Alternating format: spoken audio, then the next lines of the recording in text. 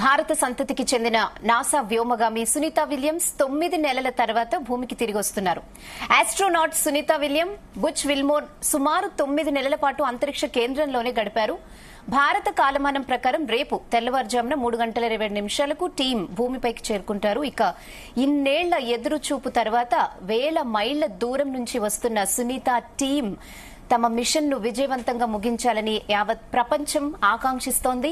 భూమిపై ల్యాండ్ అయిన తర్వాత త్వరలోనే భారత్ లో సునీత విలియమ్స్ టీం పర్యటించారని ఆశిస్తూ ప్రధాని మోడీ కూడా ట్వీట్ చేశారు. ఇక ప్రపంచ ప్రజలంతా ఇంట్రెస్టింగ్ గా ఎదురు చూస్తున్న ఈ జర్నీ గురించి ఇప్పుడు మనం డిస్కస్ చేద్దాం. మనతో పాటు space research analyst Venkata Sai గారు స్టూడియోలో ఉన్నారు. సో ఆయనతో మాట్లాడదాం. నమస్తే వెంకట సాయి గారు. సో నిజమే, ప్రపంచ ప్రజలంతా ఈ జర్నీని ఎదురు చూస్తున్నారండి. సునీత విలియమ్స్ టీం సేఫ్ గా భూమికి రీచ్ అవ్వాలని సో చేరుకోబోతున్నారు. చాలా ఉత్కంఠగా ఎదురు చూస్తున్నారు. నిజంగా అంటే 9 నెలల టైం చాలా లాంగ్ పీరియడ్ కదా. ఇప్పటి వరకు ఎవరైనా అన్ని రోజులు ఉన్నారా? అంటే ఒకటే మేడం, నార్మల్గా అంటే భారత సంతతికి చెందిన మనం సునీత విలియమ్స్ ఏమనుకుంటున్నామో అంటే ఇంటర్నేషనల్ స్పేస్ స్టేషన్ ఏదైతే మనం అనుకుంటున్నాం ISS లో హైయెస్ట్ గా ఎక్కువ రోజులు గడిపిన ఆస్ట్రోనాట్స్ లో అంటే అమెరికన్స్ ని ఆస్ట్రోనాట్స్ అంటారు, అందరూ ఉపయోగించే పదం ఆస్ట్రోనాట్స్. వాళ్ళు అంటే ఒక్కొక్క దేశానికి ఒక్కొక్క టైప్ ఉంటుందన్నమాట. అమెరికన్స్ ని ఆస్ట్రోనాట్స్ అంటారు, మన ఇండియన్స్ ఏమో వైమోనాట్స్ అంటారు, మనం ఆస్ట్రోనాట్స్ కాదు. అలాగా రష్యన్స్ ఏమో కొన్ని డిఫరెంట్ నేమ్స్ ఉంటాయి అనమాట. అలాగా సునీత విలియమ్స్ గారు ఇప్పుడు ఏం చేయబోతున్నారంటే ఇంటర్నేషనల్ స్పేస్ స్టేషన్ లో ఎక్కువ సమయం ఎక్కువ రోజులు గడిపిన వ్యక్తిలో ఒకటిగా ఉండబోతున్నారు. అంటే ఇది ఫస్ట్ పర్సన్ అని కాదు, అంటే ఇంకా ముందు ఉన్నారు కొంతమంది. 1000 రోజులు ఉన్న వాళ్ళు ఉన్నారు, 350 డేస్ కూడా ఉన్న వాళ్ళు ఒక 2-3 మెంబర్స్ ఆల్రెడీ ఉన్నారు. కానీ సునీత విలియమ్స్ ఇన్ని రోజులు ఉండడానికి కూడా ఇదొక అప్పటికప్పుడు జరిగింది చెప్పాలంటే. ఏదైతే మనం బోయింగ్ మ్యాన్ గా అంటే ఇది ప్లాన్డ్ మిషన్ అయితే కాదు, అన్ప్లాన్డ్ మిషన్ అనే చెప్పుకోవాలి. ఎన్ని రోజులు ప్లాన్ కి వెళ్ళారు అంటే నార్మల్ గా మీకు ఆస్ట్రోనాట్స్ చూసుకుంటే గనక ఈ 2025 లో మన ఇండియా ఫస్ట్ ఇండియన్ ISS లోకి వెళ్ళబోతున్నారు.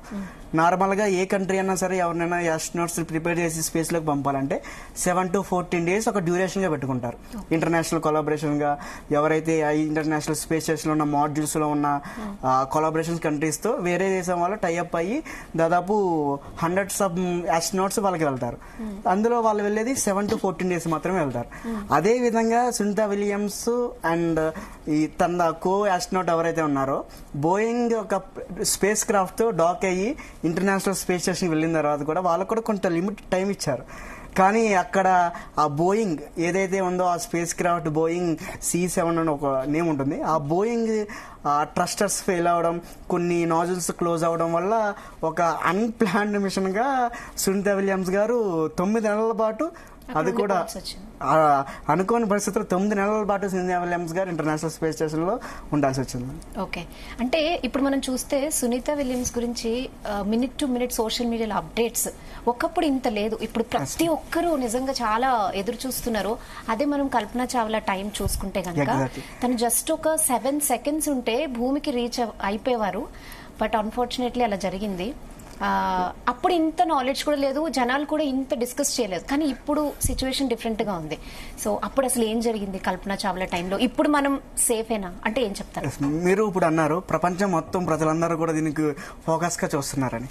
మీరు ఒక ఆన్సర్ చెప్పారు. ఏంటంటే కల్పన చావ్లా ఎర్త్ మీదకి రిటర్న్ వచ్చినప్పుడు అది మినిట్స్ కానీ కొన్ని సెకండ్స్ ముందు కానీ ఏదైతే ఉందో స్పేస్ షటిల్ అనేది రీయూజబుల్ వెహికల్ అండి. అది రీసెంట్ గా మన ఇస్రో వాళ్ళు కూడా దాన్ని టెస్ట్ చేస్తున్నారు. ఆ రీయూజబుల్ వెహికల్ ఏంటంటే ఒక విమానం మోడల్లా ఉండి అది ఇంటర్నేషనల్ స్పేస్ స్టేషన్ కి డాక్ అవుతుంది. అంటే డాక్ అంటే ఒక space craft, international space station, ఈ రెండింటిని వచ్చి ఇలాగ కనెక్ట్ అవ్వడాన్ని డాకింగ్ అంటారు. ఆ డాకింగ్ ప్రక్రియలో కొన్ని రిటర్న్ వస్తాయి, రీయూజబుల్ లాంచ్ వెహికల్స్ అంటారు. అప్పుడు అమెరికా దీన్ని ఎక్కువగా ఉపయోగించేది అనమాట. ఆ రీయూజబుల్ వెహికల్ ఒక షటిల్లో కల్పన చావ్లా గారు ఆల్మోస్ట్ ఎర్త్ అట్మాస్ఫియర్ లోకి వచ్చేసారు. బర్న్ అయ్యింది. మీరు అన్నట్టుగా కొన్ని మినిట్స్ కొన్ని సెకండ్స్ లో ఎర్త్ కి సేఫ్ట్ గా రన్వేలో ల్యాండ్ అవుతుంది. అది కూడా మన సముద్రంలో. ఇప్పుడు రేపు సునీత విలియమ్స్ గారు ఫ్లోరిడా తీరంలో గల్ఫ్ అమెరికా అనే ఒక పార్ట్ లో ఆవిడ ఈ ఓషన్ లో ల్యాండ్ అవుతారు, పారాషూట్ ఓపెన్ అయ్యి. కానీ కల్పన చావ్లా గారి జరిగిన విషయంలో ఏంటంటే అది రన్వే మీద ల్యాండ్ అయ్యే షటిల్ అనమాట. ఆ టైంలోనే కొన్ని అనుకున్న సమస్యల వల్ల ఈ అట్మాస్ఫియర్ లో ఉన్న ఈ ప్రాబ్లమ్స్ వల్ల ఏమైందంటే ఆ స్పేస్ షటిల్ బయట ప్రాంతం అంతా కూడా మండడం మొదలైంది మేడం. ఎందుకంటే మీకు రేపు కూడా సునీత విలియమ్స్ ఎప్పుడైతే అట్మాస్ఫియర్ లోకి వచ్చినప్పటికీ 1600 సెల్సియస్ ఉంటుందండి అక్కడ టెంపరేచర్. ఎప్పుడైతే ట్రంక్ నుంచి ఈ డ్రాగన్ క్రూ డివైడ్ అయిందో అప్పుడు ఆ బర్న్ స్టేజ్ అయ్యి కిందకి వచ్చినప్పటికీ 1600 సెల్సియస్ ఉన్నప్పుడు ఆ ప్రెజర్ని తట్టుకోవాలి. కల్పన చావ్లా గారు దిగేటప్పుడు ఆ స్పేస్ షటిల్లో కిందకి వచ్చేటప్పుడు కొన్ని సిస్టమ్స్ ఫెయిల్ అవ్వడం వల్ల ఆ అవుటర్ బాడీ కానీ మొత్తం అన్ని కూడా ఫ్లాప్ అవ్వడం వల్ల అది కంట్రోల్ నియంత్రణ తప్పి అట్మాస్ఫియర్లోనే మీరు చాలా కొద్దిసేపటి క్రితమే ల్యాండ్ అయ్యి అంతా జరుగుతున్న టైంలో అది బర్న్ అయింది. ఇక్కడ మీరు అన్న క్వశ్చన్ వచ్చింది మరి, ఎందుకంటే ఇప్పుడు సునీత విలియమ్స్ వెళ్ళింది నాసా తయారు చేసింది కాదు మేడం, అది బోయింగ్ చేసింది. బోయింగ్ C-27 ఒక పేరు ఉంటుంది, బోయింగ్ కంపెనీ వాళ్ళు. ఇప్పటికి కూడా మన కల్పన చావ్లా చనిపోయిన తర్వాత కొన్ని కారణాల వల్ల నాసా వాళ్ళు ఎవరైతే అంతరిక్ష టెక్నాలజీలో ముందస్తు ఉండి ప్రపంచ దేశాలకి పోటీ ఇవ్వనంత దూరంలో ఉన్నారో వాళ్ళు ఇలా ఆస్ట్రోనాట్స్ని ఇంటర్నేషనల్ స్పేస్లోకి పంపడం ఆపేశారు. మీరు ఏంటంటే ఎవరైతే మూన్ మీద దిగారో వాళ్ళు ఇంటర్నేషనల్ స్పేస్ స్టేషన్లోకి మనుషులు పంపడం ఆపేశారు. ఎందుకు ఆపేశారంటే కల్పన చావ్లా ఇదొకటి, దాంట్లో కొన్ని కారణాల వల్ల వాళ్ళు దాన్ని ఆపేశారు. దాని తర్వాత ఇలాన్ మస్క్ ఏదైతే ఒక ప్రైవేట్ స్పేస్ కంపెనీ ఎప్పుడైతే వచ్చిందో అప్పుడు మళ్ళీ అమెరికా వాళ్ళు లాంచ్ చేయడం జరిగింది. కల్పన చావ్లా ఇన్సిడెంట్ కూడా అప్పుడు నాసా వాళ్ళే కూడా ట్రై చేశారు, అప్పుడు ఫెయిల్ అయ్యారు. అప్పుడు కూడా భారత సంతతికి మూలాలు ఉన్న వ్యక్తే అని ఒకటి. దాని తర్వాత మళ్ళీ నాసా నుంచి ఒక కంపెనీ ఇంటర్నేషనల్ స్పేస్ స్టేషన్కి వెళ్ళడం ఒకటి. ఈ రెండు కూడా అప్పుడు జరిగిందే మళ్ళీ జరుగుతుందా? నాసా వాళ్ళు ఇప్పటి వరకు అంటే యాస్ట్రోనాట్స్ ట్రైనింగ్ ఇస్తున్నారు, బంగారు గురుగడం మీద పంపుతున్నారు, చంద్రుని మీద ల్యాండ్ అయ్యారు. కానీ కొన్ని సంవత్సరాల పాటు ఈ అంతరిక్ష స్పేస్ స్టేషన్ వల్ల ఆపేశారు. మళ్ళీ వీళ్ళు పంపించారు, మళ్ళీ రిటర్న్ దాంట్లో వచ్చితే ఏదైనా ప్రాబ్లం ఉందా?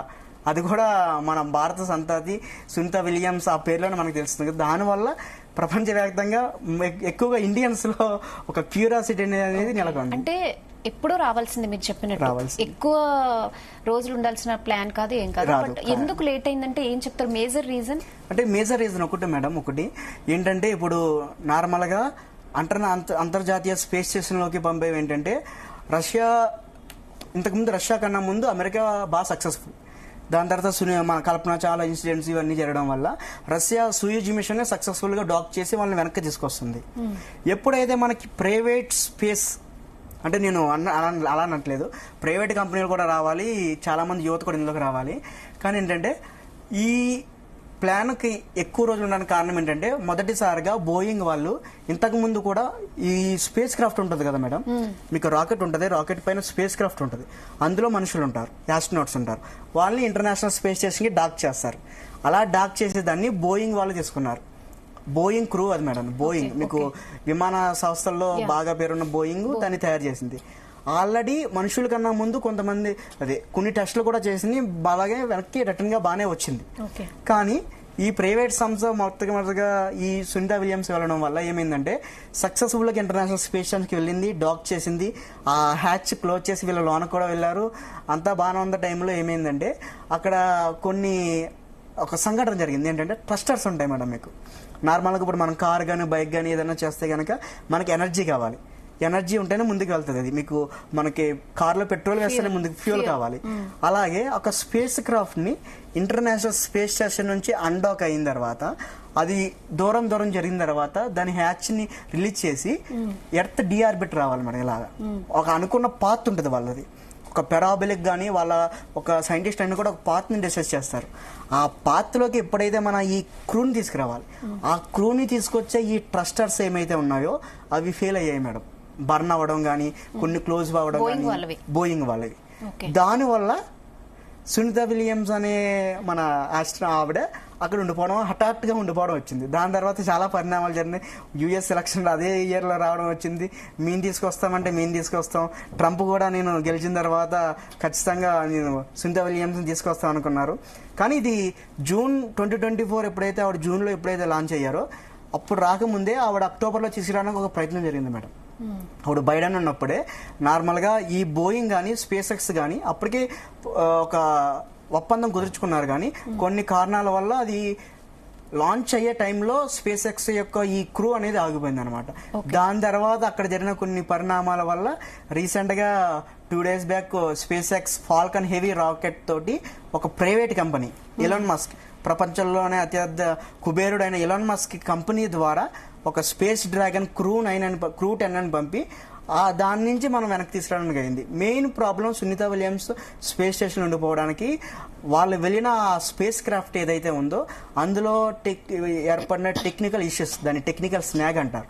ఆ టెక్నికల్ స్నాగ్ వల్ల సునీత విలియమ్స్ ఇన్ని రోజులు మనకి స్పేస్ లో ఉండాల్సి వచ్చింది. ఓకే, సో ఇప్పుడు వస్తున్నారు సునీత టీమ్ తో. సో వచ్చిన తర్వాత ఆమె నార్మల్ గా ఉండలేరు, రకరకాలుగా మాట్లాడుకుంటున్నారు. అంటే నిజంగానే ఇప్పుడు మనం గ్రావిటేషనల్ ఫోర్స్ ఇక్కడ చూసుకుంటే ఇక్కడికి స్పేస్ కి ఆబ్వియస్లీ చాలా డిఫరెన్స్ ఉంటుంది. సో ఇక్కడ గ్రావిటేషన్ కి అలవాటు పడడానికి మినిమం సునీత విలియమ్స్ టీమ్ కి అసలు ఎంత టైం పడుతుంది అంటారు? ఎన్ని రోజులు మళ్ళీ ఆ స్పేస్ అట్మాస్ఫియర్ వాళ్ళకి కల్పించి ఉంచాల్సి వస్తుంది, రీహాబిలేషన్ పంపించాలి అని చెప్తున్నారు కదా. సో దీనికి ఎంత టైం పడుతుంది మళ్ళీ వాళ్ళు నార్మల్ అవడానికి? బేసికల్ గా మీరు ఒకటి చూడాలి మేడం, ఇంటర్నేషనల్ స్పేస్ స్టేషన్ కి వెళ్లే వాళ్ళు నార్మల్ గా మనం అనుకున్నాం ఒక ఆస్ట్రోనాట్స్ ఒక కంట్రీ ఇంటర్నేషనల్ గా ఉన్న స్పేస్ ఏజెన్సీతో కొలాబరేట్ అయ్యి స్పేస్ స్టేషన్ కి వెళ్లే వాళ్ళు 7 to 14 days అనుకుంటాం మనం. 7 to 14 days ఆస్ట్రోనాట్స్ అక్కడ ఉండి వాళ్ళకి ఇచ్చిన ఏదైతే టైం లైన్ ఉందో అక్కడ రీసెర్చ్ చేసుకుని వెనక్కి వచ్చేది ఒక పద్ధతిగా జరుగుతూ ఉంటుంది. ఆ వచ్చే క్రమంలో ఏమైందంటే 7 to 14 days international space station ఎక్కడ ఉందంటే మనకి భూమి నుంచి 400 kilometers, అదే 200-250 miles అంటారు. అక్కడ ఏమంటే ఈ చాలా మంది మన అందరూ వింటూ ఉంటారు మైక్రో గ్రావిటీ, జీరో గ్రావిటీ. అంటే అక్కడికి భూమి మీదకి ఉన్న ఏంటంటే మీరు చూడొచ్చు, మీకు సునీత విలియమ్స్ కొన్ని వీడియోస్ కూడా ఉంటాయి నెట్లో. అవి ఏంటంటే ఆవిడ లిఫ్ట్ అవుతా, ఫ్లోట్ అవుతా, జాగింగ్ చేయడం, రన్నింగ్ చేయడం, ఇవన్నీ ఉంటాయి. అక్కడ ఎందుకు ఉంటుందంటే అక్కడ మైక్రో గ్రావిటీ అంటే జీరో గ్రావిటీ ఏదైతే మనం పదాలు యూజ్ చేస్తున్నామో గ్రావిటేషనల్ ఫోర్స్ అనేది ఉండదు మేడం ప్రెసెంట్. ఒక్కసారి వాళ్ళు ఇంటర్నేషనల్ స్పేస్ స్టేషన్లోకి ఎంటర్ అయిన తర్వాత అంటే మీకు ఇంకా ఎగ్జాంపుల్ చెప్పాలంటే మనకి 100 kilometers, జస్ట్ 100 kilometers, 100 kilometers ఈ రేడియస్ ఏమంటారంటే కర్మన్ లేయర్ అంటారు. కర్మన్ అనే ఒక సైంటిస్ట్ దాన్ని కనిపెట్టారు. ఆ 100 kilometers క్రాస్ అయిన తర్వాత అంతా కూడా స్పేసే మీకు. అక్కడే మీకు వీటి యొక్క ఈ గ్రావిటేషనల్ ఫోర్స్ ఇవన్నీ కూడా అలా అనుభూతి చెందుతారు. ఆ 100 kilometers దాటిన తర్వాత మనం చెప్పుకున్నాం మన international space station almost 400 kilometers ఎత్తులో ఉంటుందని. అక్కడ ఉండడం వల్ల ఈ జీరో గ్రావిటీకి ఎర్త్ అట్మాస్ఫియర్ కి ఎర్త్ ఇది ఉన్న గ్రావిటేషనల్ ఫోర్స్ మనం అనుకుంటాం. గ్రావిటేషనల్ ఫోర్స్ అంటే పైకి వెళ్తే యాక్షన్ రియాక్షన్, కొంతమంది సిలీ జోక్స్ కూడా వేస్తారు, యాపిల్ కిందకి పడాలంటే ఎర్త్కున్న ఒక గ్రావిటేషనల్ ఫోర్స్, ఒక ప్లానెట్ సౌర కుటుంబంలోని ప్లానెట్ దాన్ని కిందకి లాగి పట్టి ఉంచుతుంది. కానీ అక్కడ గ్రావిటేషనల్ ఫోర్స్ అనేది ఉండదు, ఎర్త్ కన్నా చాలా తక్కువ, ఇంకా జీరో అని చెప్పుకోవాలి.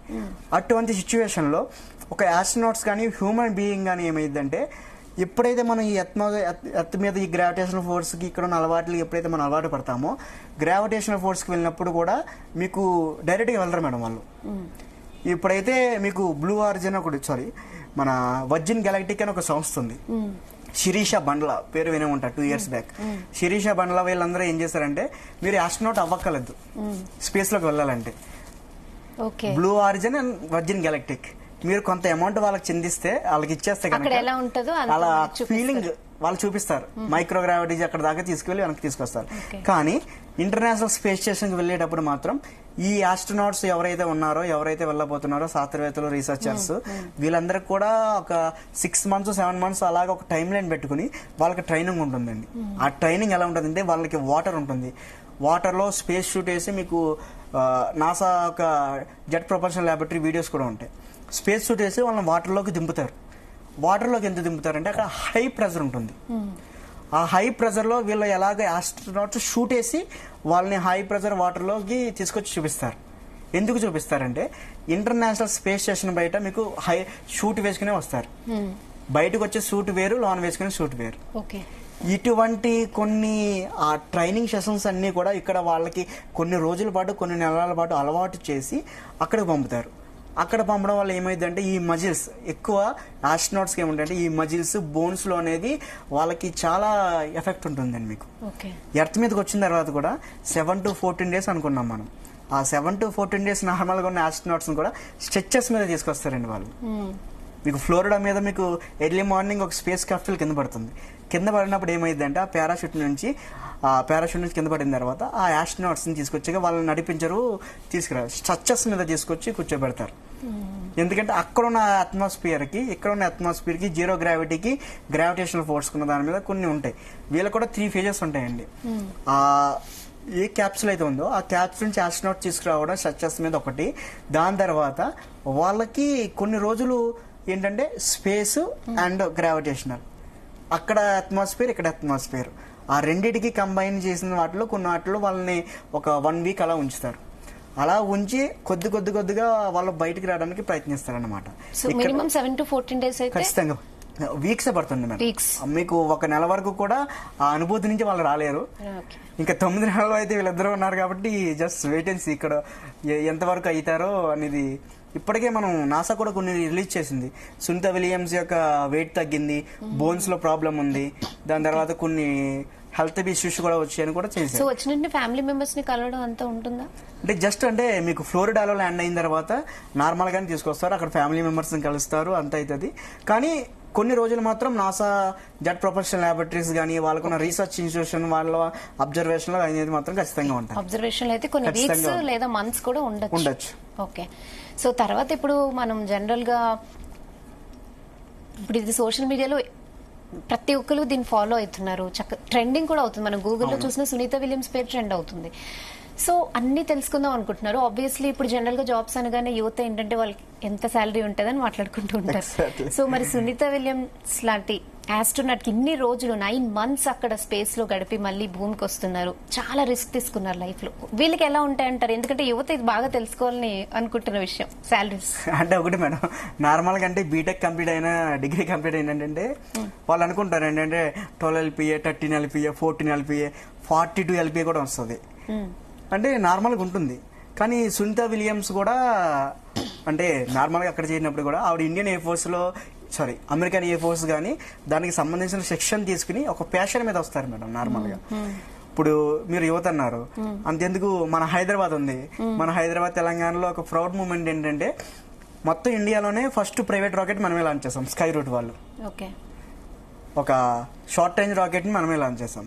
ఇప్పుడు కూడా ఏంటంటే అంటే ఒకప్పుడు ఉన్నారు అలాగా, కానీ ఇప్పుడు ఏంటంటే మేము అబ్జర్వ్ చేస్తున్న దాంట్లో నార్మల్ గా ఒక ఎంటర్‌ప్రెన్యూర్‌షిప్ ఈ స్పేస్ టెక్ లో కూడా వాళ్ళు రావడానికి ఈజీగా మూవ్ అవుతున్నారు.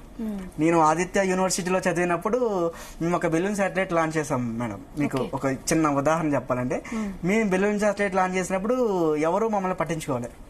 కానీ ఒక్కసారి అది పైకి వెళ్ళిన తర్వాత కొంతమంది టీం నాతో వచ్చి జాయిన్ అవ్వడం, వేరే కాలేజీ వాళ్ళు నన్ను కాంటాక్ట్ అవ్వడం, అంటే కొంతమంది ఫ్యాషన్ తో ఉన్నారు. వాళ్ళకి ఎలా వెళ్ళాలని ఒక గైడెన్స్, ఆ మార్గాలు వాళ్ళకి ఖచ్చితంగా ఉంటాయి కనుక ఖచ్చితంగా మనం సునీత విలియమ్స్ వాళ్ళని రాబోయే రోజుల్లో ఇండియాలోనే చూడొచ్చు మేడం ఈజీగా. అంటే మీకు అందులో ఎగ్జాంపుల్ చెప్పాలంటే ఇయర్ 2025 లో మనం ఒక మిషన్ అనౌన్స్ చేసుకున్నాం, గగన్యాన్ మిషన్. ఏంటంటే ఇప్పటి వరకు ఒకే ఒక ఇండియన్ స్పేస్ లోకి వెళ్ళారు, అది కూడా రాకేష్ శర్మ గారు, ఇండియన్ ఎయిర్ ఫోర్స్ పైలట్. మన సునీత విలియమ్స్ గానీ, కల్పన చావ్లా గానీ వీళ్ళెవరు కూడా మన ఇండియన్స్. అంటే ఇండియా ఒక మన మూలాలు ఉన్నారు కానీ ఇండో అమెరికన్స్ గానీ అలా గానీ. రాకేష్ శర్మ గారు మాత్రమే రష్యా కొలాబరేషన్ తో వెళ్లారు. కానీ మన టెక్నాలజీ యూజ్ చేసి మనం ఇప్పటివరకు వెళ్ళలేదు. మొట్టమొదటిసారి 2025 లో మన టెక్నాలజీ కాదు, యాక్సిమో 4 అని ఒక మిషన్ లాంచ్ చేస్తున్నారు మేడం. అందులో మనకి థాయిలాండ్, దాని తర్వాత నాసా, రస్కోమస్, ఇండియా నుంచి Shubhanshu Shukla, Indian air force యొక్క వింగ్ కెప్టెన్, గ్రూప్ కెప్టెన్, ఆయన ఇండియన్ ఎయిర్ ఫోర్స్ ని సెలెక్ట్ అయ్యి 2025 లో ఇంటర్నేషనల్ స్పేస్ స్టేషన్ కి మొట్టమొదటి ఇండియన్ ఇప్పుడు రీచ్ కాబోతున్నారు 2025 లో. అతను ఆ మిషన్ కి పైలట్ గా ఉండబోతున్నారు.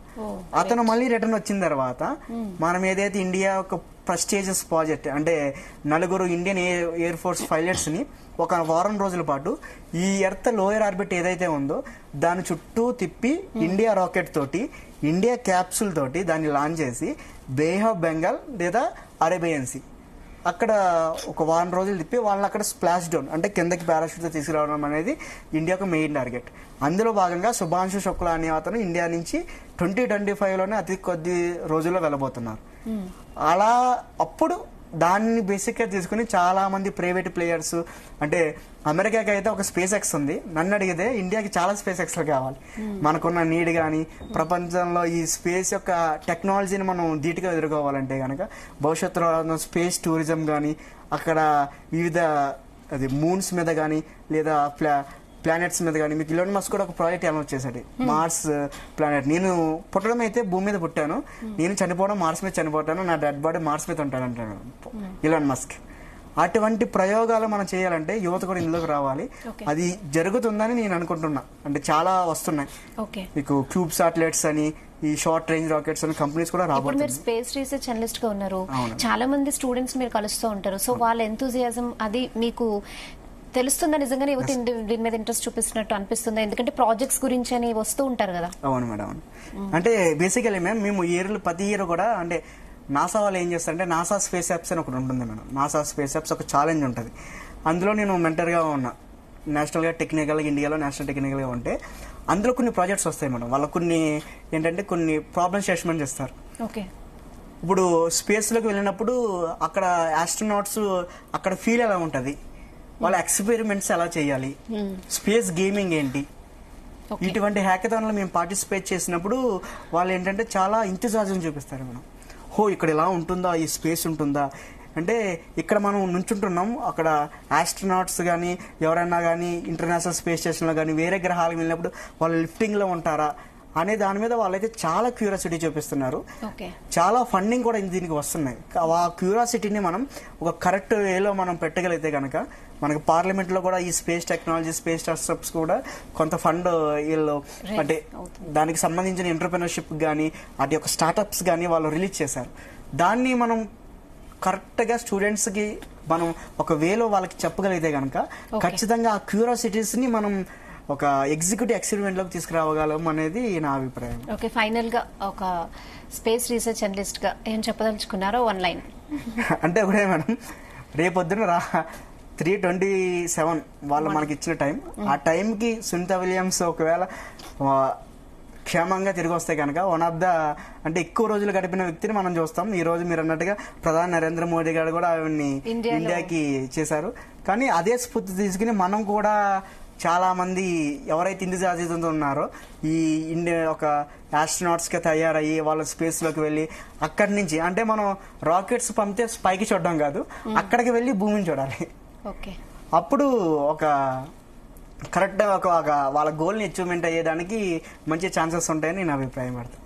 ఓకే, సో మొత్తానికి యావత్ ప్రపంచమంతా ఆసక్తిగా ఎదురు చూస్తున్న జర్నీ రేపు తెల్లవారుజాముల 3:27 భూమికి చేరుకుంటుంది. సునీత విలియమ్స్ టీమ్ రాక కోసం నిజంగా ప్రపంచమంతా కూడా ఎదురు చూస్తుంది. ఈవెన్ ప్రధాని నరేంద్ర మోదీ కూడా ట్వీట్ చేశారు, వచ్చాక సునీత విలియం టీమ్స్ ఇక్కడ పర్యటించాలని ట్వీట్ చేశారు. సో ప్రపంచమంతా ఎదురు చూస్తున్న ఈ జర్నీ సక్సెస్ఫుల్ గా అవ్వాలని జీ తెలుగు న్యూస్